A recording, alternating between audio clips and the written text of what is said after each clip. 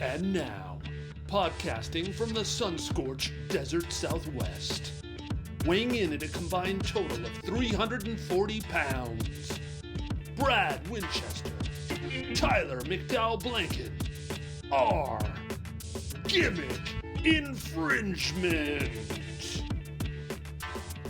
Welcome, everybody, to the Gimmick Infringement Podcast. I am Brad Winchester, and with me is my tag team partner, Tyler McDowell-Blanken. Tyler, it's Sunday. We should be asleep. We should be dreaming, but instead, we're here to talk about WrestleDream and a week of wrestling. How are you, my friend? Yeah, late night recording, you know what that means, Brad. We have a wrestling event, a big one in this case, to discuss. I'm doing great, man. I'm so excited to see you. We had probably our quickest production meeting in the history of Gimmick Infringement. This is year 3 for GI. It's October now, Brad. We're just about there, I think. I think we're... Man, I don't know. I don't know if it's... was it October 2nd? I can't even remember. GI historians, you can hit us up and let us know. I have no idea. I'm pulling it up right now. It's worthy of just celebrating the entire 31 days of this calendar month, obviously. But heading into year 3 of GI, man, like I said, doing great. Whether it's a quick production meeting like this one, since we got work this week, or whether it's long production meetings, man, I'm so glad to see you. Like I said, I'm stoked to talk about some great wrestling. We also got some Bachelor talk to get in as well. I think I have a new member of Batch Nation. Might have to get some new imaging. I'm looking at him right now, so this is gonna be fun, man. How are you doing? I'm doing really well. Our anniversary will be on October 18th.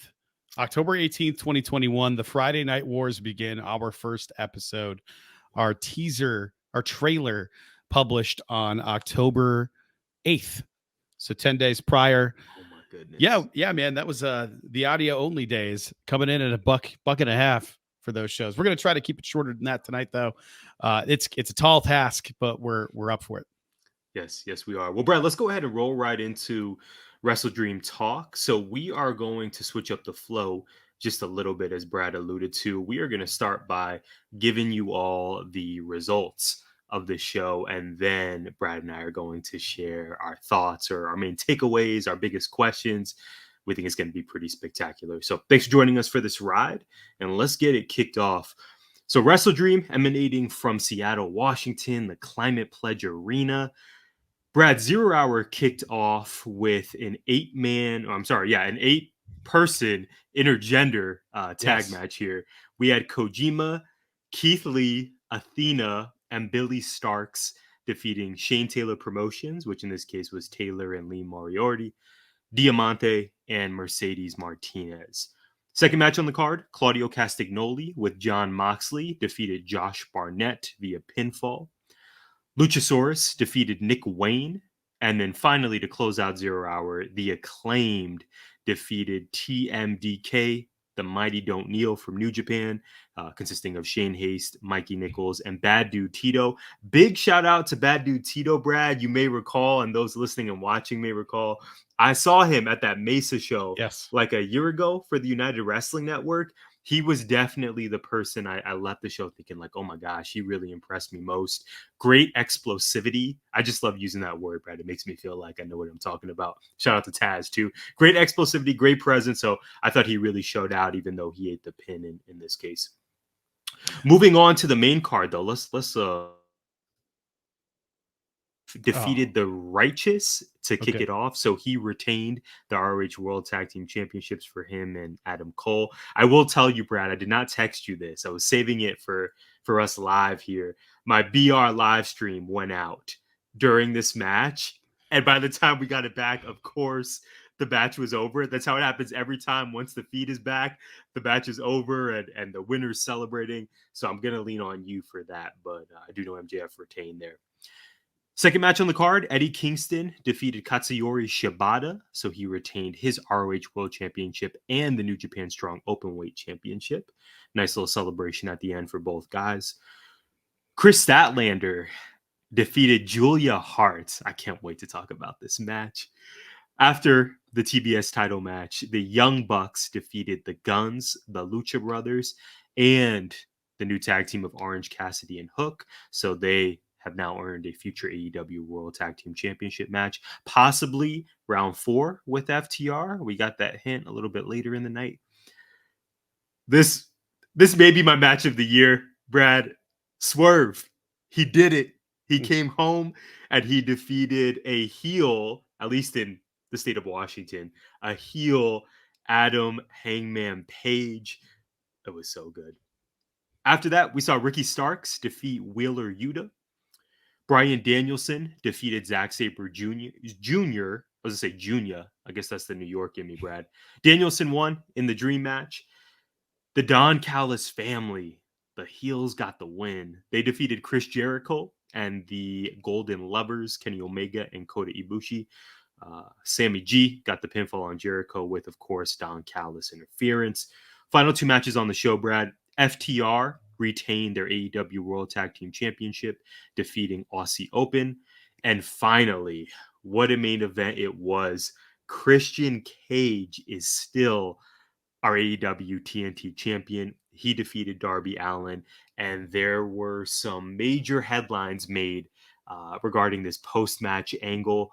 The rated R superstar Adam Copeland debuted in AEW. Nick Wayne turned heel, but that's like definitely the third or that's fourth the lead. character. That's the lead. That's the lead. Okay, yeah. Nick Wayne turned in heel. Seattle. Nick Wayne's mom is the lead. Let's be real about that. Brad, I thought there was a chance that she was turning heel. I knew something Fugazi was going to happen, but Nick Wayne's mom's still a babyface. Nick Wayne is no longer that. He turned on Darby Allin, hit him straight in the kisser with the TNT championship. Edge appeared, though. I know we're going to get into that a little bit later. Adam Copeland. Thank you. Oh, man. Good luck. That's going to take me some time. Yeah. Okay. On this night, I see clearly. It's like Excalibur and Jericho when Eric Rowan showed up. Yeah. It's Eric Rowan, Redbeard. remember when we struggled? Maybe this just be struggling with Daniel Bryan and Bryan Danielson for like a year, and now we got it. But it took time. Yeah, it's gonna be yeah, Brad. So I first want to get your thoughts overall on the card, and then we'll go into our new format here, our 3-question Jones. Leaving WrestleDream, again, as we're recording here, the show just ended about 30 minutes ago. Initial thoughts, initial feelings on this inaugural AEW pay-per-view. I thought it was great. I didn't... The pre-show actually made a lot of sense for what was on the pre-show. I struggle a little bit with just seeing Keith Lee thrown in a pre-show mixed tag match. What are we doing there? Talk about it, Brad. Like, I was so happy to see him, but then I'm like, yes, he doesn't have the vest anymore. He's the opener on the this doesn't. No. Something's not right here. It made me very sad. Athena needs to get out of Ring of Honor and start main event AEW pay-per-views, and I know they need somebody to kind of carry that women's division flag over there, but like, this is again the problem with mixing around talent between the two rosters. Drives me crazy. The Claudio Barnett match was fun. That was the first match of the night where it felt real. It felt like a technical wrestling match. Luchasaurus beat Nick Wayne. Didn't care about that at all. The Acclaimed, kind of, the rap was one of the most disgusting raps I've heard them do. I was really kind of like, we got a tentacle porn and a glory hole reference. And I was sitting there with Jess and I was like, oh no, Jess was there too. And I was just like, no, that was really gross. Like, it wasn't even funny. It was just gross. Did she no-sell it?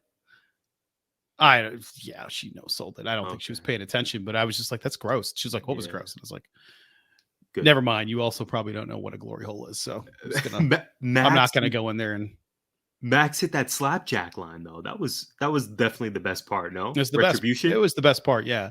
Okay. But that's as far as it went. Yeah. That was it was just gross, man. Like, you're not wrong. Like 13-year-old humor. MJF was magnificent. I actually thought that was a really fun match. Eddie and Shibata was good. I don't think there was any like bad matches. There was some stuff. It felt like there was some jitters the first half of the match or first half of the card. the women's match, there was a few spots where it felt like, I don't know, maybe they were a little nervous, and then they really got going, and then it was a lot of fun. But there was a little bit in the beginning where it was like, you can't wait for that long for the spot to take place. You got to do something during that time, because it takes me out of it when that happens. I loved Chris just sort of dragging Julia's body over to Brody. I thought that was awesome. And then I'm glad nobody got hurt when I think it was Matt slipped on the rope. Might have been Nick in the tag match in the following match. Right at the finish, when he was recovered nicely. Twister roundabout. Yeah. I'm with you. I thought Swerve and Hangman was one of the best matches of the year. It wasn't even close to the match of the night for me, not even remotely, but it was still incredible. That speaks to how good this card was. When I can look at Swerve and Hangman and go like, yeah, that was great. Wasn't the best one there. It wasn't. Okay, I want to make sure I heard that correctly. It wasn't your match of the night. Oh, not even close. Oh my goodness. Like, okay, top 3. Listen, I'm just gonna lay out. I'm a little shook, but I'm gonna let you continue. I can't believe. Well, you did. You also just went Danielson won in a dream match and moved on with your life, and I was like, that's the most disrespectful thing you've said. That match is one of the greatest matches of all time. That's going to be talked about forever. And I know people that watched it that were probably super bored. That was the most wrestling of wrestling matches I've ever seen. There wasn't a moment that I could like get up and look away. Where Swerve, the Swerve match was fun, but it's like all of the psychology made sense in it, which is what I really liked. They were attacking limbs, they were attacking body parts, but it was like 3/4 of the match was just buckshot lariats. 3/4 of that match. And I understand why. It's just like one move of death.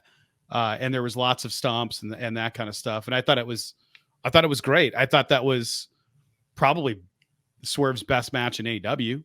By far. By far. Especially in a singles capacity. He had some bangers with the aforementioned Keith Lee when they were tagging.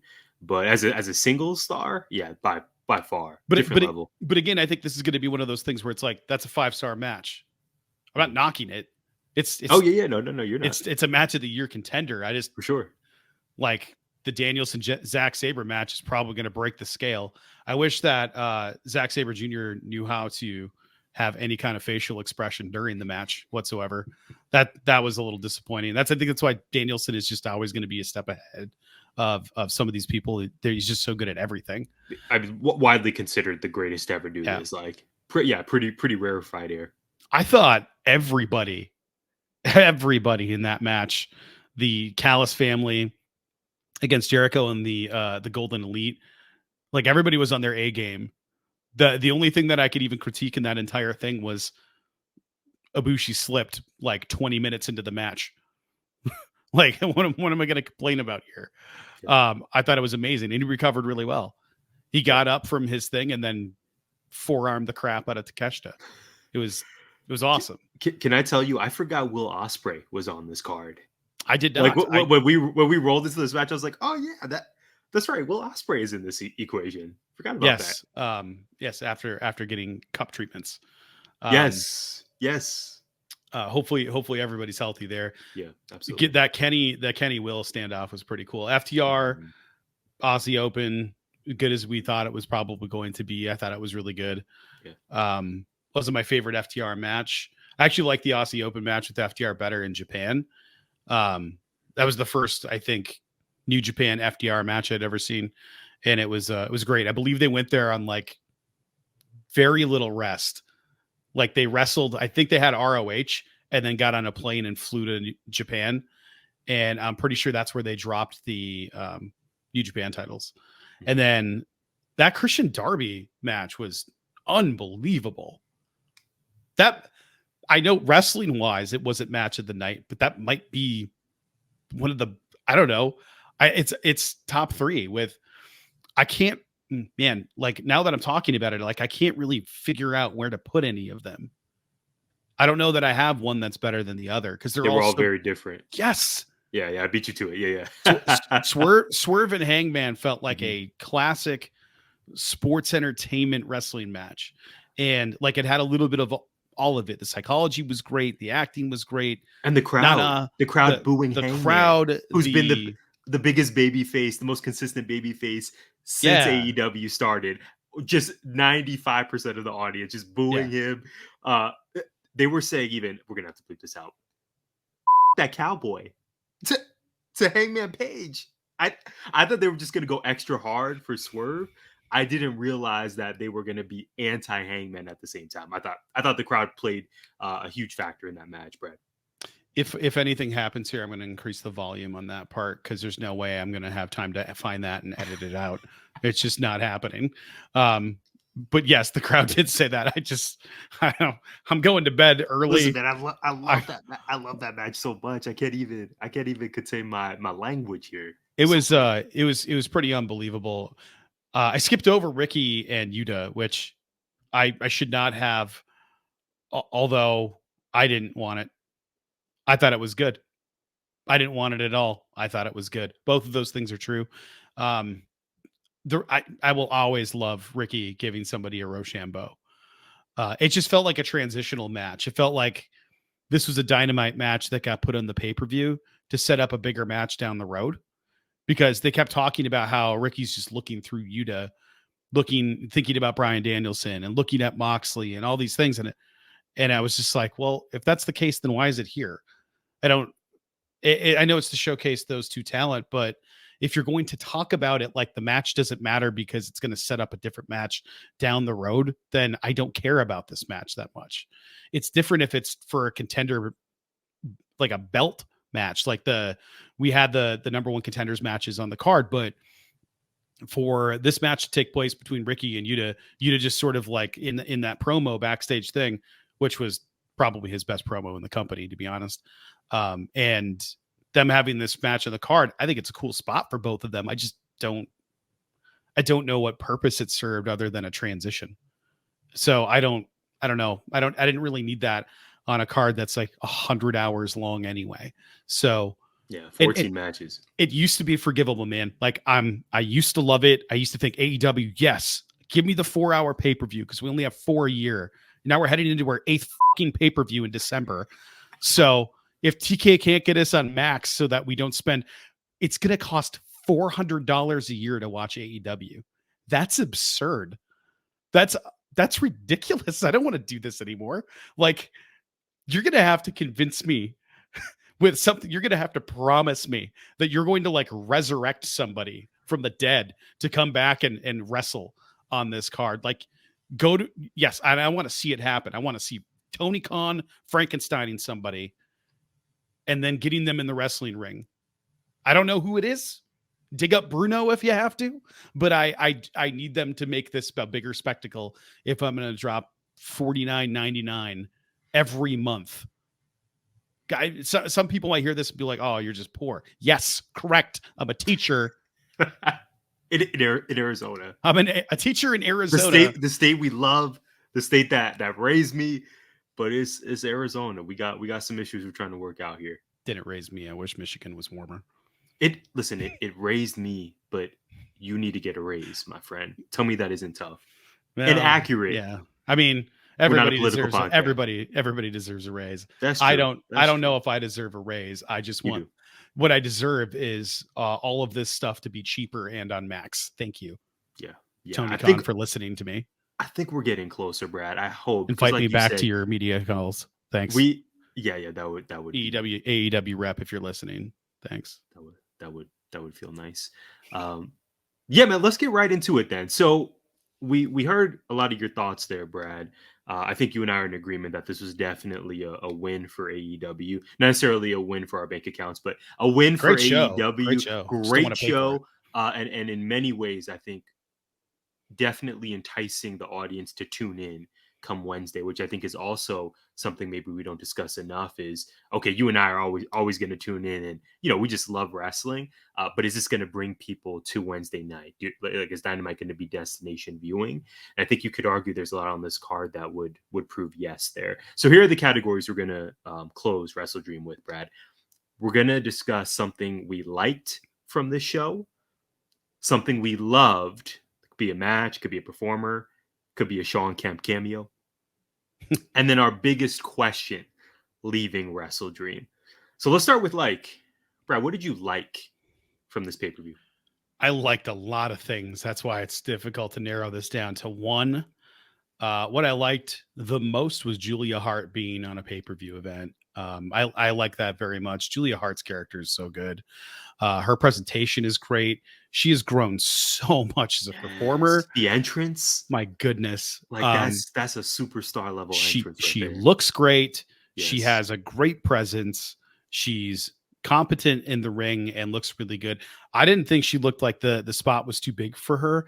Again, I thought they looked a little nervous in the beginning, but those two have such different styles, and Chris is just so much bigger than everybody. Every time I see her wrestle Ruby or somebody else, even like Julia, it's like that toss when she just yeeted Julia out of the ring and it zoomed in. It caught like a shot of Chris's traps, and I was just like, she's just bigger than everybody that's in the ring, bigger, stronger, whatever. So I really liked. I always love when Chris wrestles. There's a reason the fig's up on my shelf, but man, Julia Hart being on the card, really like that. Yeah, you took my idea, Brad. I got to go with the women's match as well. You know, I am going to continue to say this any chance I get here on GI. I really think if given the proper run and the proper booking, the proper opponents, dare I say, we know styles make fights. I think Chris Statlander's TBS run is going to be very similar to Orange Cassidy with the International Championship. Yeah, I know that's a lofty statement, but I keep saying it, Brad, because I believe that she is just that good. I want to give you big kudos for what you said about Julia Hart. Yeah, man, I just can't get over the entrance and how I know it's been cool for a while, but now that her in-ring work is backing up just the overall presentation. Yeah. She hits that spider suplex. So then they zoom in on her, and then she does the moonsault. It's good. Yeah, I think she's gonna have gold around her way sooner than later. Dare I say, if we were to place a bet right now, I think the argument could be made that she is the House of Black member that's going to hold gold next. I mean, you can make a case that all of them can and should, but I really think sooner than later, Julia Hart's going to really, really be elevated to being a champion. So I thought this was great. It gave me major, I know this is totally different, but in terms of how they performed together in the ring, Chris and Julia, it gave me major Bianca and Sasha vibes. I thought the difference between the two, like you said, in size and style, and how Chris just picked her up and walked up the steps, it just made me think of Bianca and Sasha from WrestleMania a few years back. Again, totally different. Not saying it was on that level necessarily. It wasn't positioned to be a main event by any means, but I think these are going to be two really important figures in the women's division moving forward, especially now with Jade officially signing with WWE. I think Julia Hart can be a name that really rises. Yeah, I was thinking about it because MGF and the Righteous, they had names coming into AEW, but nobody really knew who they were. Stat and Julia, and then we had Ricky and Wheeler, and we had Darby Allin in the main event with an established star, but I think we had at least 3 matches with kind of AEW originals or people that really made themselves in AEW. If you don't count the like Luchasaurus Nick Wayne, and if you don't count stuff like Orange Cassidy, who had a following, not quite as big, obviously, but you had Young Bucks, the Guns, the Lucha Brothers, and Orange Cassidy and Hook, who you could argue are all AEW originals or however you want to say it, even though the Bucks clearly made themselves outside of it. I thought it was just really cool, the representation there. Again, I love Ricky. I love Wheeler. Don't really care what they were doing because I don't know why they were doing it, because it felt like a transition to me. To have like a backstage segment set up a pay-per-view match felt you could have just left it off. Yeah. Like you said, I think it's one of those, if you're TK, where I think you want to have Ricky on a pay-per-view card as much as possible. Such a big star, yes. Especially with all, we know TK checks out the timeline, but there's all this speculation of, okay, it was Cody, then it was Jade, and now Ricky is going to be that next person to jump ship. It just seems to me like you really need to spotlight Ricky and have him in these pay-per-view, on these pay-per-view cards. So yeah, I agree with you, Brad. This totally could have been a Dynamite or a Collision bout, but I think there's something to be said for getting Absolute on these shows, even if that is an extra match and, gets us closer to that 4-hour mark. I would have loved him just in a segment that could have worked because like he's so good on the mic. I would have been fine with that. Yeah. I also need more RJ and Renee in between matches doing things just to give us that kind of palate cleanser before moving right on into the next match. And if it's always going to be that, shorten these things, cut stuff out. Like it's too much. Didn't love that, but I know that's something we're doing. But I was tired. I'm old. I'm tired. I'm hurt. Hopefully you have ice cream. Work with children. Do you have some ice cream bars in the freezer? I might have some really old ice cream that might end up being bar shaped if I try to eat it. Well, we'll see. It's been in there a while. Oh no. So the next thing we're going to talk about, Tyler, correct me if I'm wrong, is something that we loved. Yes. What did you love? Why don't you start us off? It's got to be Swerve versus Hangman. I loved the reception that Swerve got. So as you mentioned, Brad, we definitely had some big names coming back to their hometown or their home state of Washington, namely Darby Allin. We know we got that main event shine. Bryan Danielson in the dream match against ZSJ. But then it was Swerve. And he really, I think out of all the three, Darby did too, and I guess Danielson maybe to a certain extent, but Swerve really mentioned the importance of coming back to his home state in the build of this feud. So I was really curious to see how he was going to be presented and how the fans were going to react. It was so great, man. The Mogul Embassy no longer feels like a joke to me. I know they lost their trios titles in New York, but they just feel different and they feel more credible to me now in terms of how they've been presented. I know Brian Cage is sneakily having maybe the best year of his career from an in-ring standpoint. Yes. Love that for him. I love the other two guys on it. Obviously, Prince Nana is getting all the flowers as he should. As he should. Yeah. So if I am to be a little less verbose here, because you already know how much I love the match between him and Hanger, what I loved was Prince Nana in this match. I think it's the perfect amount of extra that he's bringing every time. Mm-hmm. I love the juxtaposition of Swerve being serious and focused and even a bit menacing, and Nana's just next to him dancing and doing the Swerve dance. There was that point in the match, though, where Swerve did the Swerve stomp. So Doc Samson and company were checking Hangman on the apron. Swerve did the Swerve stomp onto Hangman.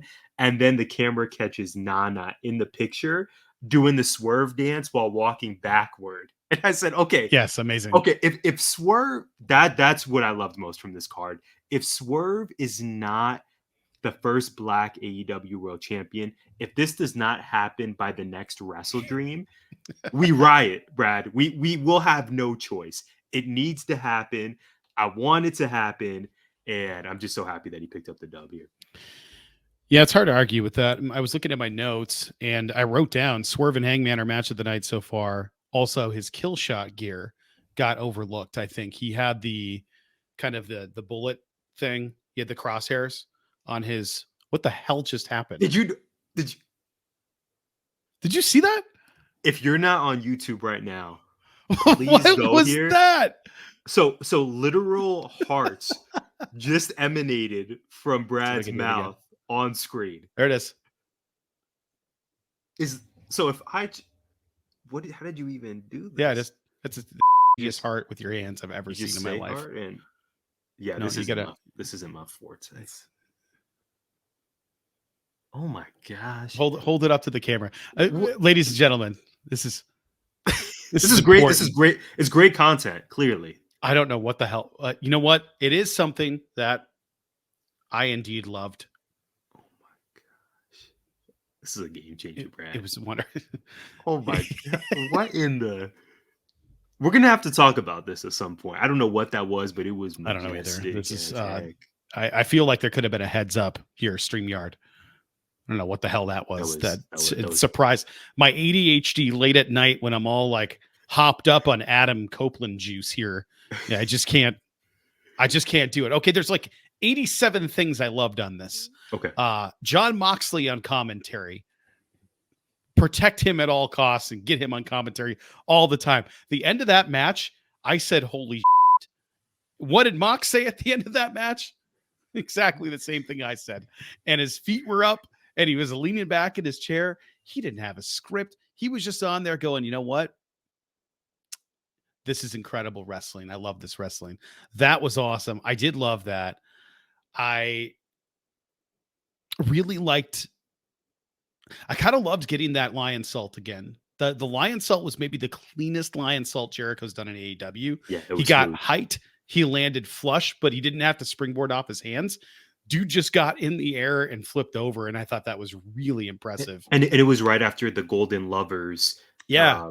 Right. So it was like, it would just, Yep. it was seamless. That was so good. That Yeah. match was great. Yeah, like it was. It I was keep really good. going back to that match, thinking about how fun it was. Again, I don't know if there's a best match on the card, but for me, I have to go. I have to go with Danielson and Zack Sabre Jr. as the thing I loved. That match was a masterpiece in technical wrestling and in wrestling and believability. Watching that dragon screw, I yelled. I went, ah! I thought there was a dead man in the ring. I thought Doc's out there with a scalpel and like a pair of tweezers and a stapler, just trying to repair Zack Sabre Jr. I don't know how he walked away from that. Absolutely crazy. That entire match was nuts. I really, really enjoyed it. I kept wanting to say, like, tweet something or get up and do something, but every time I'd move, something was happening. I'm like, I can't. I physically can't stop watching this match because it's just too much right now. That match was, for me, that's top 3 matches of the year. Top 2, maybe it's up there. That might be my match of the year. Not even just in the company, no, in not all of wrestling. Not the night, not the company, just the wrestling for the year. Wow. That's one of that match is going to be a legendary match. When people talk about technical wrestling, that match has to be up there, top 1, 2, 3 ever. That it's just like, just if you're teaching people how to do wrestling, just put that on and be done with it, because all of the other wrestling is great, but that felt like wrestling, not wrestling with kicks and high flying things and suplexes and stuff. This was just a wrestling match, and then it ended in a strike. Which you didn't need any of great. You didn't need any of the wrestling tropes either. The ref bumps. I forget how many ref bumps we just see on all these shows, Brad. It's a little bit much for my taste. But to your point about the beauty of this match, we didn't need ref bumps or weapons, or we just need to see 2 guys go at it. Yeah, in the thing, because the AEW is pretty good about not ever having ref bumps, and then they weren't, and now we do it all the time, and it's starting to feel like the Attitude Era. For sure. A little bit, especially with the arrival of Edge. Yes. My final thing that I loved is Adam Copeland showing up. I love that WWE didn't check to see if they owned You Think You Know Me and only owned the recording of it, according to Fightful Select, and that they didn't own the rights to Metalingus, which is amazing. They didn't really have to do anything. His entrance is exactly the same. He got there and they're like, just go do the same thing you've been doing the entire time.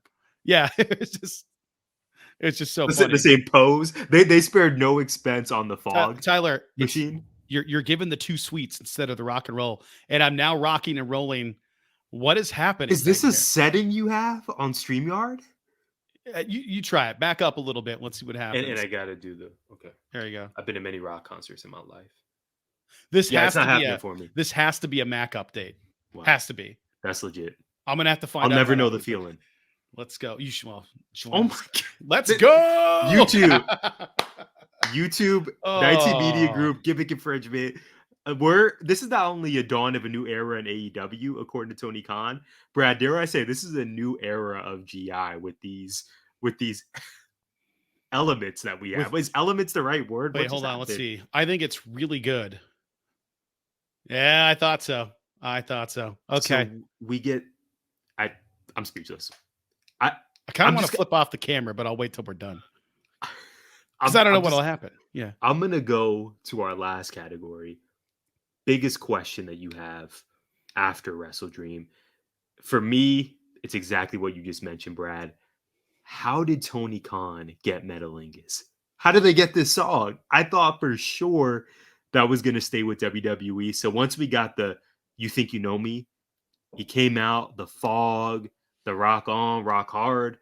I just loved everything I saw. I guess this means it's Edge versus Adam Copeland versus Christian ? That's my backup. I can't wait to see what becomes of this. Of course, I think we're going to get a 6-man sooner than later between the last 6 dudes we saw in the ring. And again, like you said, Brad, big ups to Christian and Darby Allin. I don't know if we've talked about it enough. That had the most big fight feel in a long time. I mean, that maybe should be my choice for match of the night, frankly. It was awesome. And the fact that we're coming off of All Out where the International Championship main evented and no one had an issue with that because it was amazing. The next pay-per-view, WrestleDream, the TNT title main events, and it delivered. That's pretty huge. I just want to know how they got the music.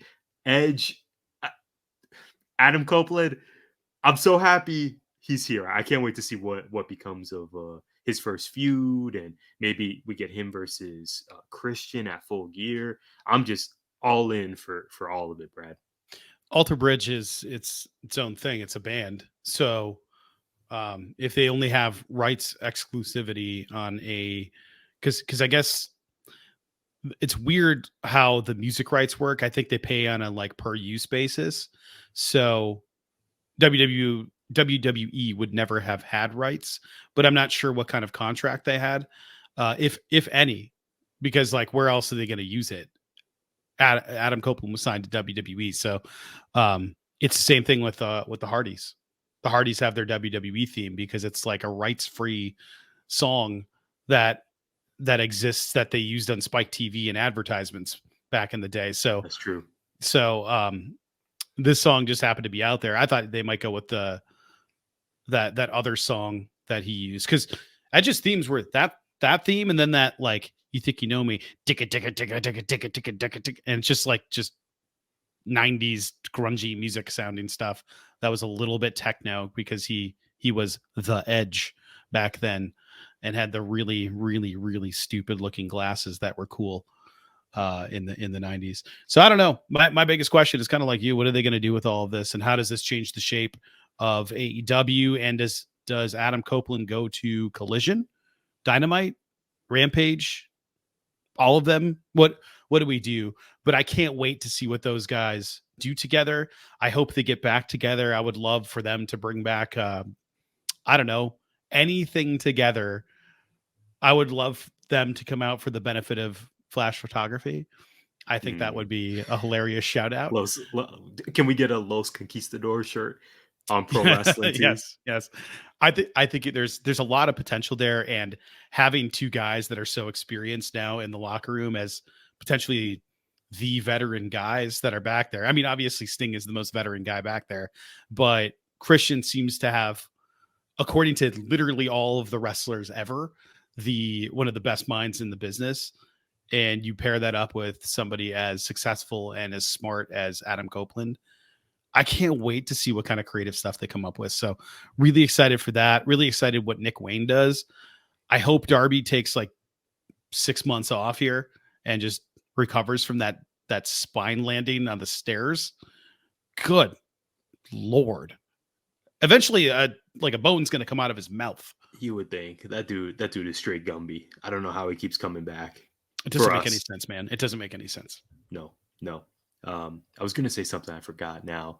Oh man, you laid out so many great points, Brad. What I was going to say is I know TK's wanted Edge for a while. Yeah. I mean, he was bidding for Edge when Edge was making a comeback to wrestling. So you know that he has to have been cooking. And they were close. Yeah, they were so close. He has to have been cooking up plans in the notebook. And, I just really think that Edge's run here on screen and off screen is really what AEW needs right now, coming off of the Punk era and just a really tumultuous year plus. Hopefully Edge will bring some stability, some good vibes, and some really great in-ring action. I saw somebody post this, but the Hardys are there. Edge and Christian are there. We have had Gangrel on the show. We could have the entire original Brood, the entirety, original and next Brood, and have every Brood member ever all together again. Could be great. Could be golden. And speaking of golden, Tyler, we got to get into, I don't know what to call this segment. It's a rose from Tyler, ladies and gents, but I got roses too. So play the music. And now, for a rose from GI's most eligible bachelor.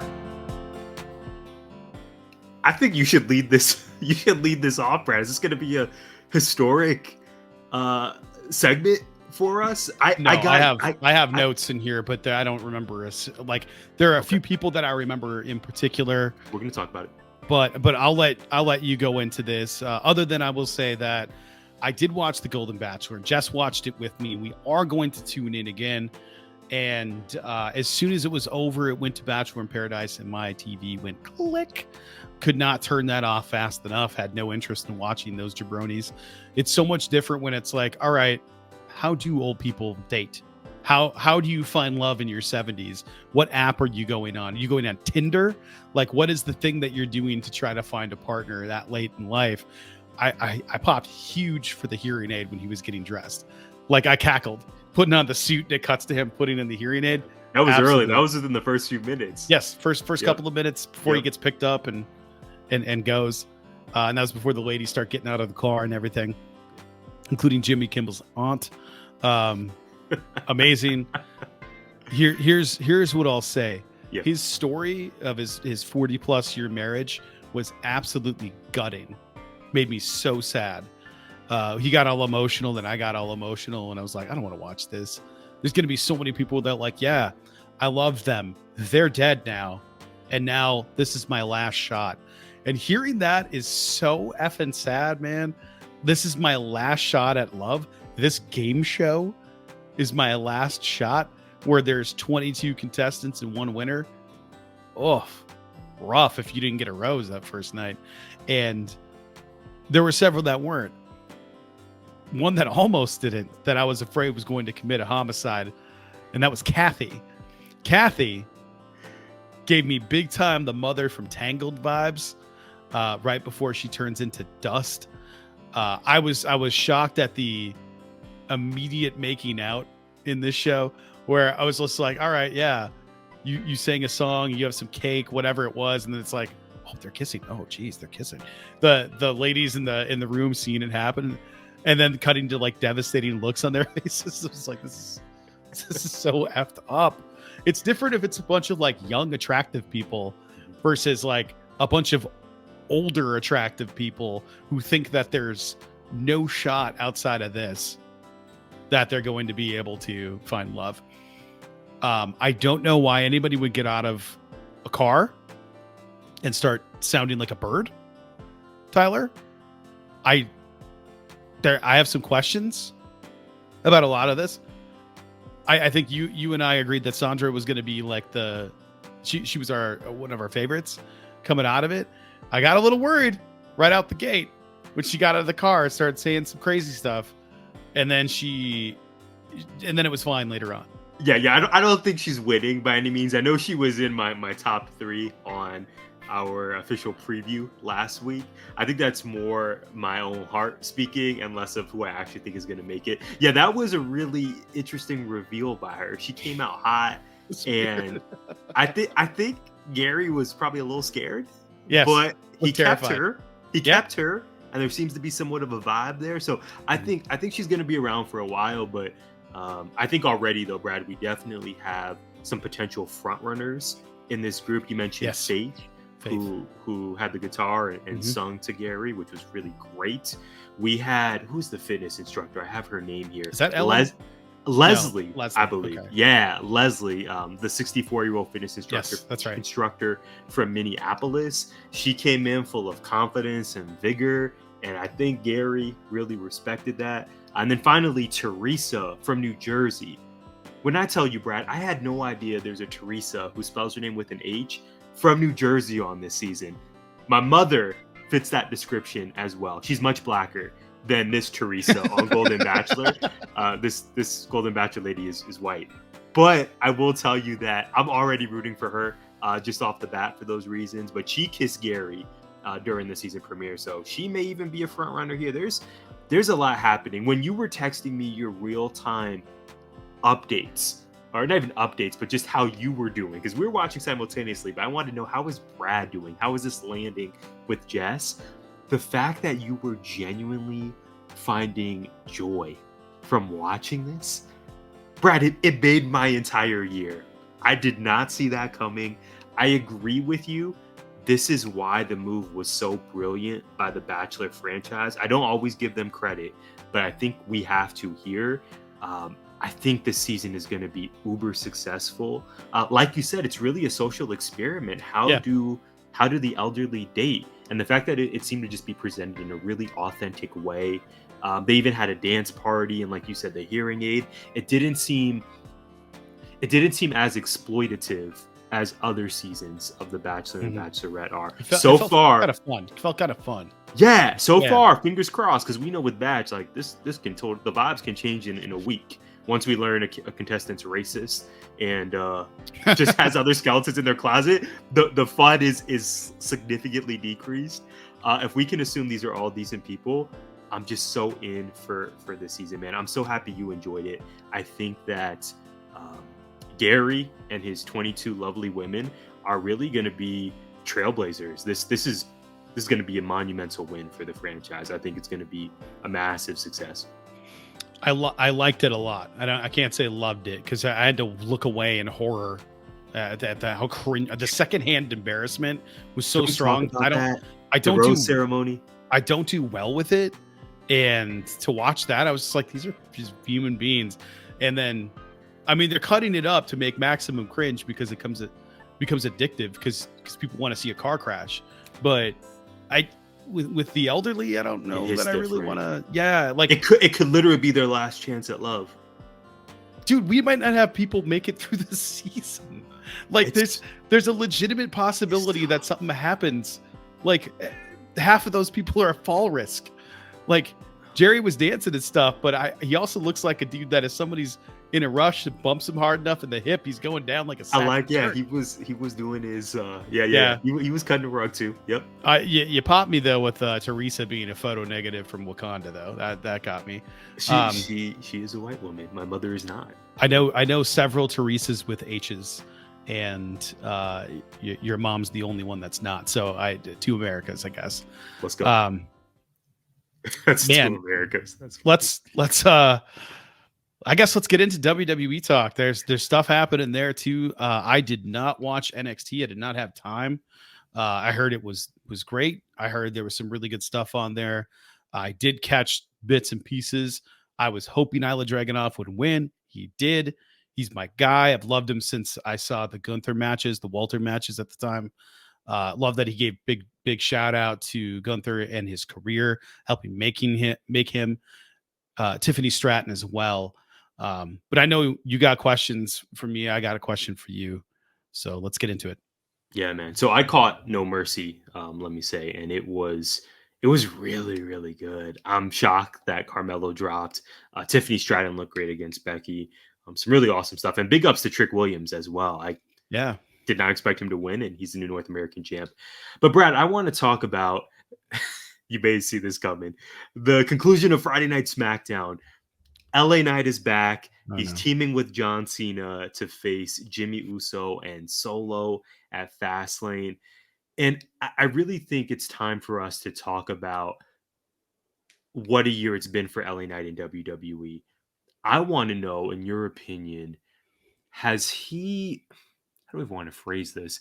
Has he been the most successful NXT to WWE jump in company history? And I want to pause by saying the other names that are in this conversation.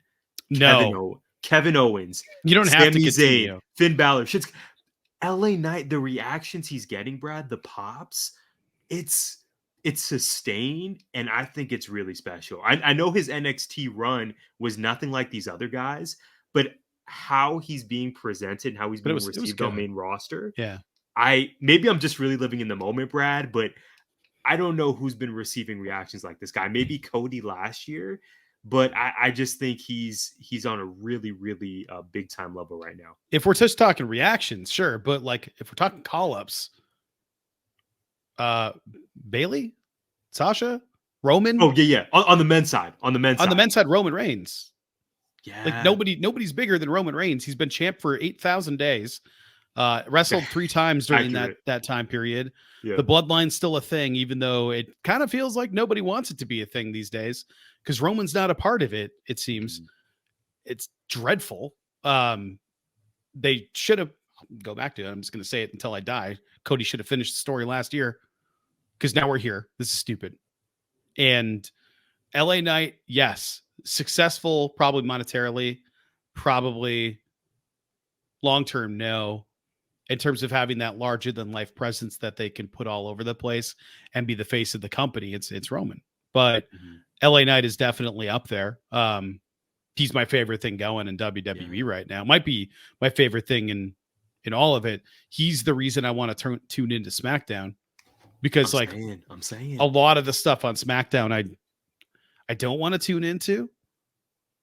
I feels a little unfair because like a week ago or 2 weeks ago, it was like, this is incredible. And then LA Knight got COVID. And then like the show didn't feel right after that.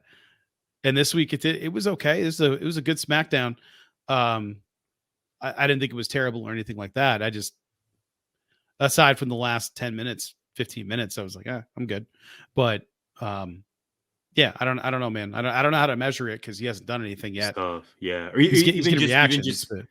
even just the growth in reactions as compared from NXT to main roster. It's nothing rivals it in terms of growth. To your point, right? Nothing, not even in close. NXT, people were doing the and intrigued by him, but he did the $1 million, feud with Cameron Grimes, and he was just kind of a guy there. And it's basically the same presentation by and large as he was in NXT. So it just I'm just fascinated and really happy for him. Yeah. I think it's great, and I love that he's getting flowers, and Me too. I hope they keep pushing him and giving us what we want because everybody loves LA Knight. That neck breaker he does is great. He keeps dumping people on their heads, and everybody's complaining about it when they're landing safely. And it's awesome. So I don't know. I can't. Sky's the limit for that dude. Hopefully they get him to the sky sooner than later. But Cody's never finishing that story. Not ever. Like, how are you feeling about Cody's story these days, Tyler? It's not my question as I pull mine up because I feel like his story is like, I don't know. It's gone on so long. It's starting to feel like George R.R. Martin. He's not finishing Game of Thrones. He just started writing a prequel. So it's just never going to end. I'm not feeling great about it. I still want to believe Philly WrestleMania April was the first weekend in April. I want to believe that's when Cody beats Roman. But then there's this other version of me on my shoulder saying, no, you want to see The Rock versus Roman. So I don't know. I'm not feeling great about it. I really believe he's going to get his moment, Brad. But like you, I just keep wanting to engage, not regage. That's not a word. I keep wanting to engage in that revisionist history of like, yo, we said in the moment he should have won at WrestleMania, Los Angeles. He's already been through enough. What do you mean he needs to go through more? He was Stardust. The man had to leave the company to show folks that he is worthy of a main event spot. That was that's literally the same story they told with Drew McIntyre. Yeah. Yep. Yes, it is. Yes, guy who got fired, came back stronger from going to the indies and whatnot. And now he's the champ and he deserves this because of his journey. Cody comes back and they're like, where the hell have you been? Like, that's it. It doesn't make any sense. Dude even had to get a hideous neck tattoo just to tell you all, like, none of this matters because he's got the juice. He's got the in-ring. I'm not feeling good about it. I'm still feeling good about Cody, not giving up on him, but the promos, he's still engaged with the Judgment Day. Yeah. I'm just not all that interested. He'll probably face the Judgment Day at Survivor Series rather than the Roman match. But the dude should be champion by now. I still think it happens in Philly. He needs adrenaline in his heart instead of his soul. My question for you is LA Knight and John Cena. Is this the one pairing that needs to happen in order to get Knight to the credibility level that warrants a match with Roman? Is that for fans or is it for WWE executives in order to justify putting Knight in those spots? I know I go to this answer a lot. It's option C. It's both. It's for WWE to see how he stacks up with Cena, but when he knocks it out of the park this weekend at Fastlane, I think then it's a green light to get that Roman match. I guess it happens in Saudi Arabia, which those shows are always interesting for us in terms of our engagement with it. But that would make a lot of sense for him to be the next Roman match. It's going to get eyeballs, right? Roman's faced even Logan Paul in Saudi Arabia because you knew folks were going to tune in just to see how does this even look? What is this? What's going to happen here? I think same effect for LA Knight. LA Knight versus Roman in the same ring. Is this really happening? Yes. I think it's both, Brad. I think it's to kind of see how he does. Does he keep swimming? And I think it's going to propel him into that title match with Roman that's being speculated. I hope so, because it feels, I don't know, it feels, I'm thinking about the crowd reactions. Do they really need to build him to something, or can they just be like, hey, I want a title shot, and then he gets it? Because I don't think the fans care how he gets there. No, not at all. Not especially in the WWE where like wins and stuff don't matter. It could just be like, hey, I want to beat Roman Reigns. I know you don't have a match already. I'm coming to interrupt. And then if Roman's like, you haven't earned it. I'm the tribal chief. I'm the head of the table. Let me regurgitate my lines. I haven't been here in 6 months. You haven't earned it. And then do something.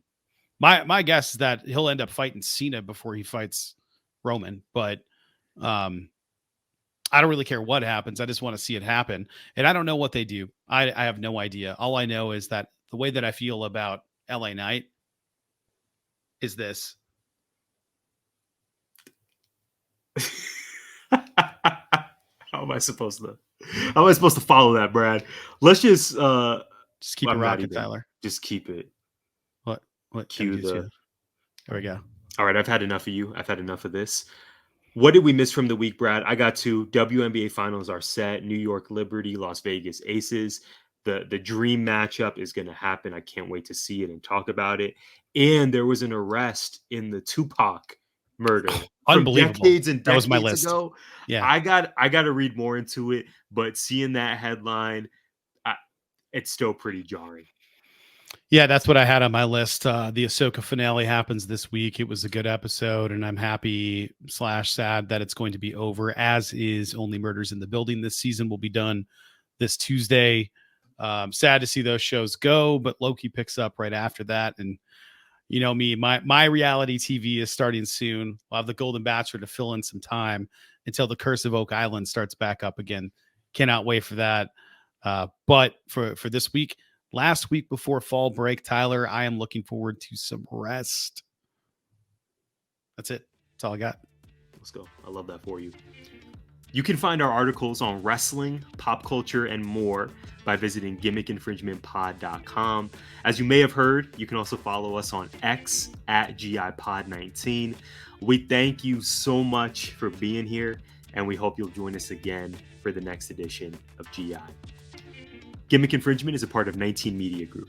You can listen to us on Apple, Spotify, iHeartRadio, or wherever you find podcasts. You can also find us on YouTube via the 19 Media Group channel. Please like, subscribe, comment, and share.